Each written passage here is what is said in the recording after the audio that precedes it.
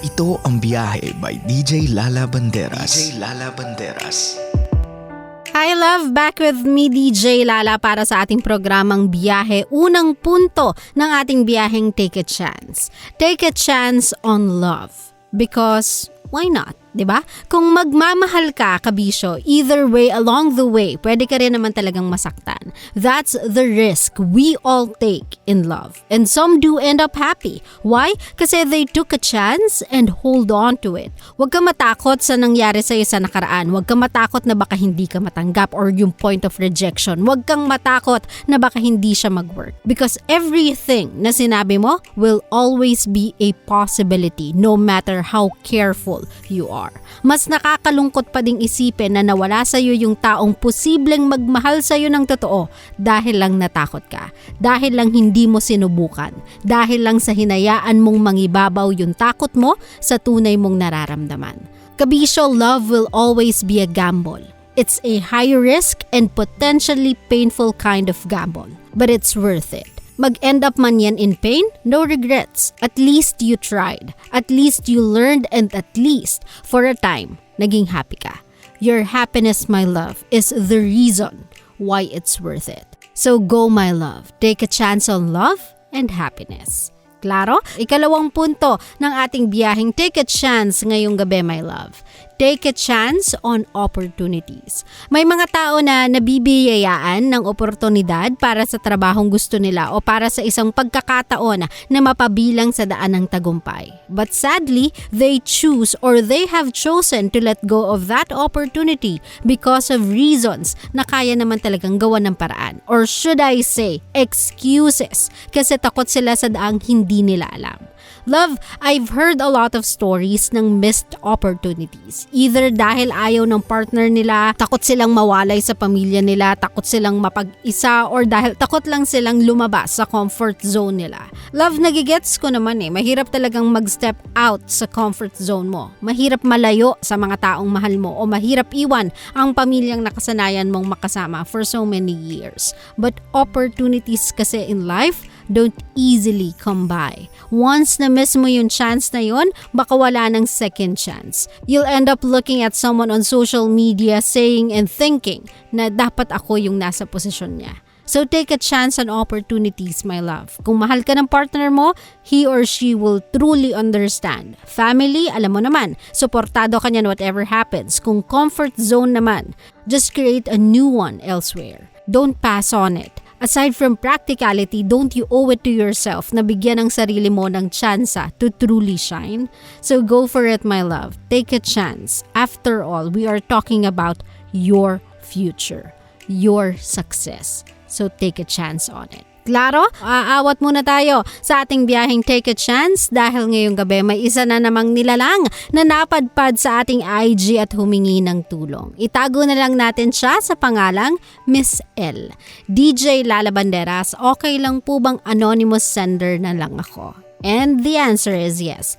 I have a question lang po kasi I have a 3-year boyfriend and now he is always reacting to his ex story or even sa ibang girls nagre-react siya.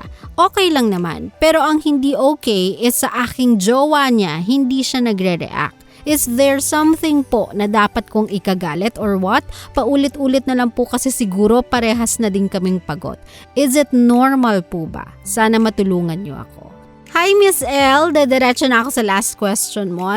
Is it normal? Yes. The answer is yes. Mahal mo He will be stupid to tell you otherwise. Normal na magselos, love, kasi may reason ka naman. Valid naman yung observation mo, so valid yung reaction mo. If sinabi mo na to sa kanya and yet ginagawa pa din niya despite the fact na uncomfortable ka, it means he doesn't care. That's the sad and painful truth. Kasi come to think of it, my love, hindi naman ikababawas ng pagkalalaki niya kung hindi siya makakapag-react sa mga yun Hindi din naman siguro ganon ka-detrimental yung reactions niya sa kinabukasan ng mga babaeng yun. I mean, if it does you more harm than good and it doesn't do you any good, why do it, di ba? Gets ko yung point na may mga lalaki talagang hindi ma-react sa mga post ng girlfriend nila. Yan kahit papano, madami talaga akong kilalang ganyan. But blaming your partner for feeling what she feels after doing something that you know would garner that very reaction.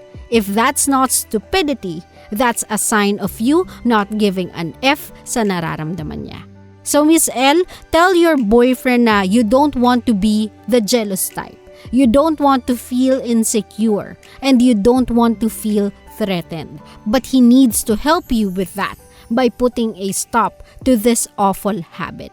You are not asking for too much, dear. Just a form of respect and a little courteousness. Pasintabi, kumbaga, sa present. To make a point, ask him if he will be okay kung ikaw ang magre-react sa posts ng ex mo or ibang lalaki. If he says yes, dalawa lang yan. 1, he is lying, or 2, he doesn't love you. If he refuses to do something about it, then put a pause to this relationship until he can. Surely, if hindi big deal sa kanya yung mga babaeng yon, he'll stop it. If hindi, take that pause to a full stop.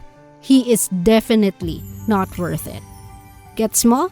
Sana klaro yun sa'yo, Miss L, yung mga ganyang klase ng lalaki, hindi na binibigyan ng chance kung ayaw magbago. It's a little change kung ang kapalit ay taong sinasabi mong quote-unquote, mahal mo naman talaga.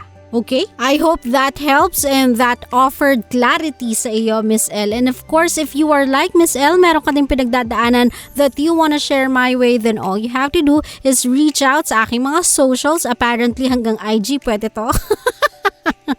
Okay, Facebook fan page, DJ Lala Banderas, IG DJ Lala Banderas, or para easier sa'yo, text me sa ating biyahe text line 0917-851-4329.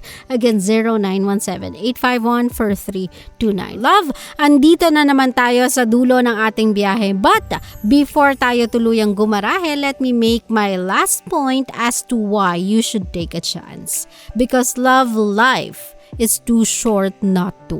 Bukas makalawa, hindi mo sure kung buhay ka pa. Real talk yan. So why not do the things that can make your life worth living? If you know you can, then you should. No one has ever enjoyed the summit, my love, by staying at the bottom of the mountains. Don't be one of those people na maraming pagsisisi in life just because they were too afraid to try and too lazy to commit to change. Too comfortable sa stagnant form of living. Make memories, my love. That's your greatest accomplishment in life. Take a chance because life is too short. Klaro, I hope I made my point sa loob ng ating 3 oras on how to take a chance or why you should take a chance. Nako, sa mga kabisyo natin, that's it for me tonight. Maraming salamat po sa pagsabay sa ating biyahe. And of course, kung nagustuhan nyo ang ating biyahe and you want more, pwede kayong mag-visit ng previous episodes ng biyahe over at YouTube channel ng Love Radio Manila. At syempre, pwede nyo kayo follow sa socials, DJ Lala Banderas on Facebook, Twitter, Instagram, like and TikTok. Okay? Nakasama nyo ngayong gabi. My name is DJ Lala and you are tuning in sa aking programang biyahe, ang programang sakto. Klaro, diretso ng 90.7 Love Radio. GV lang, walang hate, puro love lang. Good night, everybody. I'll see you guys again tomorrow. Bye! Love you! Always your number one SM radio station. Love Radio. Love, kung natuwa ka sa aming video, i-click mo na yung subscribe button at yung notification bell para naman notified ka sa mga bago naming videos.